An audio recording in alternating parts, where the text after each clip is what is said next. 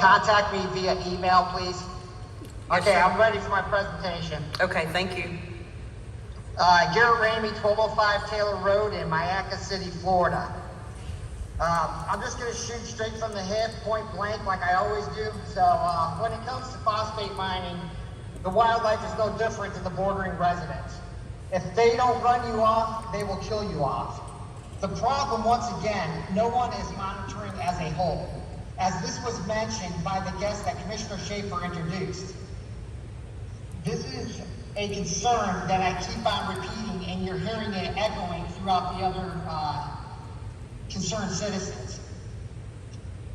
No one is monitoring as a whole, and I think JC just got a reality check when you start looking at it as a whole, how much it is impacting the state of Florida. It is always based on a per project basis, and that's a problem. Some of the issues we find, like as an example, in Manatee County, we have a corrupt overdevelopment. Just pick up the newspaper and you'll see all the corruption with the overdevelopment, the favoritism for the developers, and phosphate mining topped off with prescribed burns from the Forestry Service with no coordination between the projects or agencies. That's a problem. On my property, I have 29 gopher tortoise dens on less than 6 acres. We are finding tortoise territory issues as the mining is closed. This issue as Mosaic is closing in, they will be pushing territorial predators like bobcats that will threaten our livestock. We hear bobcats fighting nightly, and that's not good either. All these approvals from agencies appear to be rubber stamped because there is never any denials or rejections. What are the odds that in Florida, environmental issues never hem up progress? That's a question. These surveys, permits, are only a formality to say they are doing something. You never hear of a denial of development or mining. With development, we have witnessed developers just paying a fine for environmental wildlife violations instead of humanely following protocol. They have this option. This was not mentioned either. Let's just admit that if we approve 18,000 acres of land for extraction, it would displace many residents and wildlife. Our county environmental rubber stamped in approval, yet we created a documentary showing industry flaws. It is egregious that Mosaic can make such a claim that this mining practice can coexist with wildlife. Mosaic just showed us how an imbalance impacts with predators when Mosaic uses terms, this is better than it was, reclaimed environment. It elevates them above divine creation.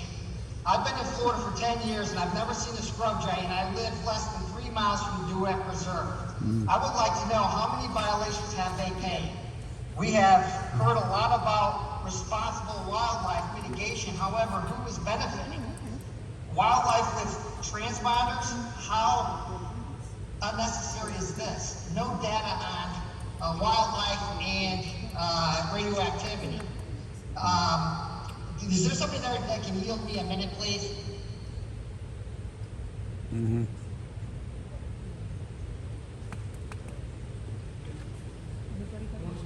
Keep going. Can somebody yield me 1 minute, please? Is there anyone that in the audience that's yet to speak that could yield a minute? You're fine. Yeah, he's the finalist. Okay, well, I'll just wrap this up. It's 30 seconds. I'd like to share my experiences with my introduction to Mosaic and wildlife. When Manatee County approved the land usage change, Mosaic immediately erected a fence between my property and theirs. Their contractors stuck a fence post directly into a gopher tortoise hole. They did none of these surveys. They also installed the fence incorrectly, and no one from Mosaic provided oversight. This is a common problem in Manatee County. But don't attempt to report it because the complaint will just fall on deaf ears. Who are you going to call? Every agency has given approval. We don't have to contend with any of this. And if we just implement smart growth and keep it agriculture. I promise you, the wildlife will thank you, so will your constituents. This is Okay. a true story. The citizens have no reason to lie. Excuse me? Okay? Okay, I Thank think you've had your time, but Mr. Khan is back. If you would like to address your question to him. Yes, ma'am, thank you. Attorney Khan, I had requested a citizens workshop, an 11th workshop during the last workshop, and I was wondering where we are coming along with that. I don't believe Mosaic would have any objection to this unless they have something they don't want to be disclosed. Well, of course, it would be up to the board as to when and if workshops are held. I think that's under consideration, and then ultimately it would be up to the board as to when and if that would be held. Okay, and when do you plan on addressing that? Do I need to come down and talk about it during future business?